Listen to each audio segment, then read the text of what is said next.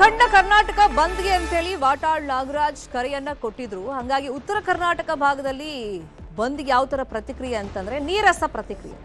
ಬೆಳಗಾವಿ, ವಿಜಯಪುರ, ಕಲಬುರಗಿಯಲ್ಲಿ ಬಸ್ ಸಂಚಾರ ಎಂದಿನಂತೆ ಇದೆ, ಜನಜೀವನ ಎಂದಿನಂತೆ ಇದೆ, ಆಟೋ ಕ್ಯಾಬ್ ಸಂಚಾರ ನಡೀತಾ ಇದೆ.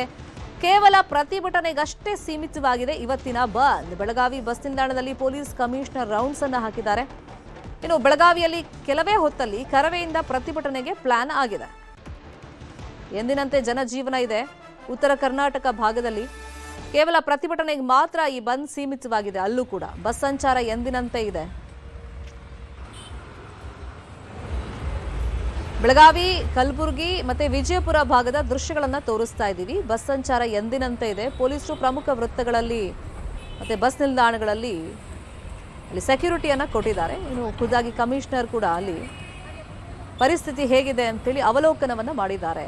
ಇನ್ನೇನು ಸ್ವಲ್ಪ ಹೊತ್ತಲ್ಲಿ ಬೇರೆ ಬೇರೆ ಸಂಘಟನೆಯವರು ಪ್ರತಿಭಟನೆಗೆ ಪ್ಲಾನ್ ಅನ್ನ ಮಾಡಿಕೊಂಡಿದ್ದಾರೆ. ಅಖಂಡ ಕರ್ನಾಟಕ ಅಂತೇಳಿ ಬಂದನ್ನ ಮಾಡಬೇಕು ಅಂತ ಕರೆಯನ್ನ ನೀಡಿದ್ದು. ಮತ್ತೆ ಬೆಳಗಾವಿ ಭಾಗಕ್ಕೂ ಕೂಡ ವಾಟಾಳ್ ನಾಗರಾಜ್ ಅವರು ಹೋಗಿದ್ರು.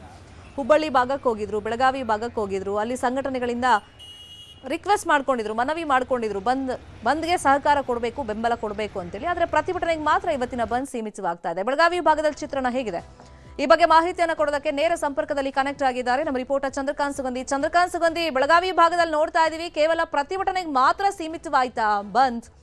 ಆಮೇಲೆ ಬೆಳಗ್ಗೆ ಯಾವ್ಯಾವ ಸಂಘಟನೆಯವರು ಮತ್ತೆ ಎಷ್ಟೊತ್ತಿಗೆ ಎಲ್ಲಿ ಮಾಡ್ತಾ ಇದ್ದಾರೆ?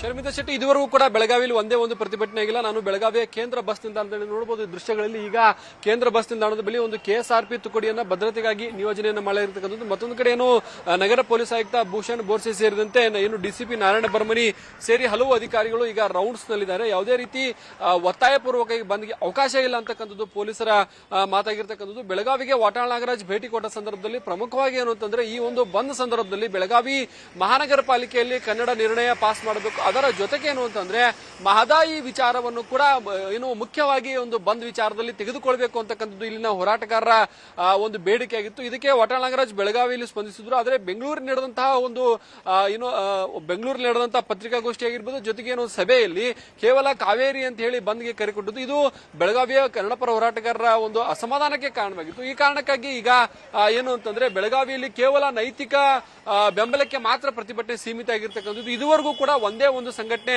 ಬೀದಿಗಿಳಿದು ಪ್ರತಿಭಟನೆಯನ್ನ ಮಾಡಿಲ್ಲ. ಈಗ ಏನು ಕೆಲವೇ ಹೊತ್ತಿನಲ್ಲಿ ಕರವೇ ಶಿವರಾಮೇಗೌಡ ಬಣದ ಕಾರ್ಯಕರ್ತರು ಪ್ರತಿಭಟನೆ ನಡೆಸುವಂತಹ ಸಾಧ್ಯತೆ ಇದೆ. ಈ ಹಿನ್ನೆಲೆಯಲ್ಲಿ ಏನು ಬಸ್ ನಿಲ್ದಾಣದ ಬಳಿಯಲ್ಲಿ ಬಿಗಿ ಭದ್ರತೆಯನ್ನ ಮಾಡಲಾಗಿರ್ತಕ್ಕಂಥದ್ದು. ಪ್ರತಿಭಟನೆಗೆ ಅವಕಾಶ ಇದೆ, ಆದರೆ ಒತ್ತಾಯಪೂರ್ವಕವಾಗಿ ಬಂದ್ ಅನ್ನ ಮಾಡಿಸಬಾರದು ಅಂತಕ್ಕಂಥದ್ದು ನಗರ ಪೊಲೀಸ್ ಆಯುಕ್ತರ ಹೇಳಿಕೆ ಆಗಿರ್ತಕ್ಕಂಥದ್ದು. ಹೀಗಾಗಿ ಈಗ ಬೆಳಗಾವಿ ಬಸ್ ನಿಲ್ದಾಣದ ಸುತ್ತಮುತ್ತ ಒಂದು ರೀತಿ ಭದ್ರತೆಯನ್ನು ಒದಗಿಸಲಾಗಿರ್ತಕ್ಕಂಥದ್ದು. ಏನು ಮಹದಾಯಿ ವಿಚಾರದಲ್ಲಿ ಮತ್ತೊಮ್ಮೆ ಪ್ರತ್ಯೇಕವಾಗಿ ಬಂದ್ ಕರೆ ಕೊಡಕ್ಕೆ ಕೂಡ ಇಲ್ಲಿನ ಹೋರಾಟಗಾರರು ತೀರ್ಮಾನವನ್ನು ಮಾಡಿದ್ದಾರೆ. ಯಾಕಂದ್ರೆ ಮಹದಾಯಿ ಏನು ನೆನೆಗುದಿಗೆ ಬಿದ್ದಿರತಕ್ಕಂತಹ ಯೋಜನೆ ಆಗಿರ್ತಕ್ಕಂಥದ್ದು. ಆ ಯೋಜನೆಯನ್ನ ಜಾರಿಗಾಗಿ ಈಗಾಗಲೇ ಸಂಸದರನ್ನ ಭೇಟಿ ಆಗ್ತೀವಿ.